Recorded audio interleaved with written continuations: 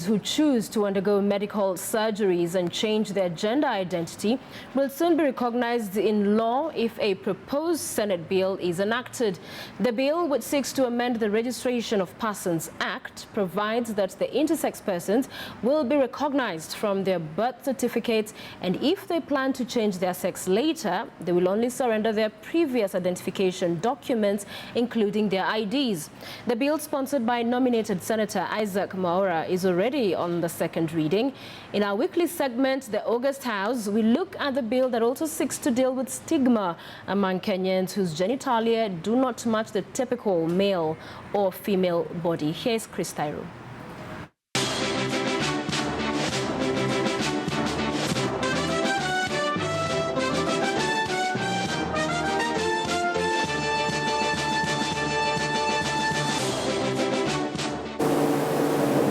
Ryan Mwiruri was born as an intersex 30 years ago and grew up as Ruth Mwihaki Wangoi before changing to his current name. Ryan is among an estimated 700,000 intersex persons who have been forced to live with stigma and discrimination.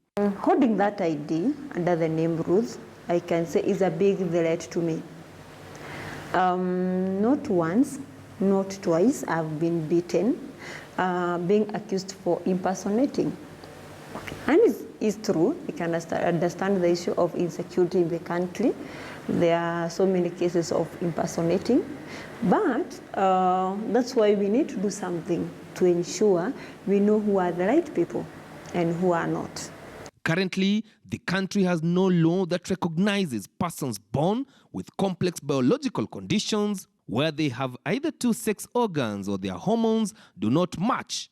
Changing their names has also proved to be a challenge. In all forms, there is another important portion under the names that many people don't know the power of that portion. That's when you ask your sex, where we feel male or female. That's where now the problem is, because we don't have any guideline to show how you can change. And after lobbying since 2016 for them to be recognized by law, finally there's some light at the end of the tunnel. From statements, petitions, and now there's an amendment to the Registration of Persons Act sponsored by nominated Senator Isaac Mwaura that, if passed, will see the government include the third sex marker in any form to be filled. My bill therefore seeks to locate that registration so that you're registered at birth and as a person, as a person who is intersex. To begin with, the birth certificate should have that mark. Your ID should have that mark. You may choose at the age of 18, for example, whether you would want to be identified as more male than female, that's okay.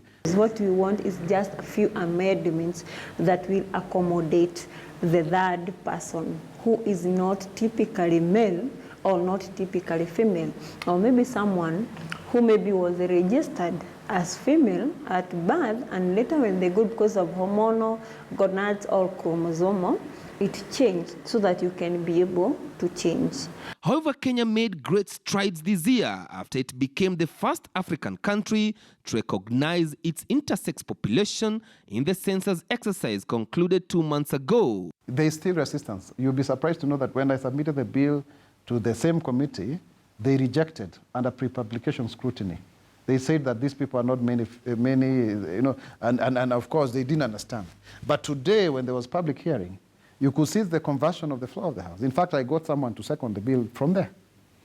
Right now, we are not talking even for equality, but we just need equity. Let us exist. In Kenya, parents often rush to have surgery performed on their intersex children at a young age to avoid any ridicule that breeds stigma. But there are many people who are suffering in silence. They don't want to come out, they don't want to express themselves. And we need to give them fast recognition. They need to be identified as is, because it's not a question of choosing. It's not a question of sexual orientation, for example. No, it's about the sex you're born into, in between sex. The bill has already passed through public participation, and now it is on the second reading in the Senate.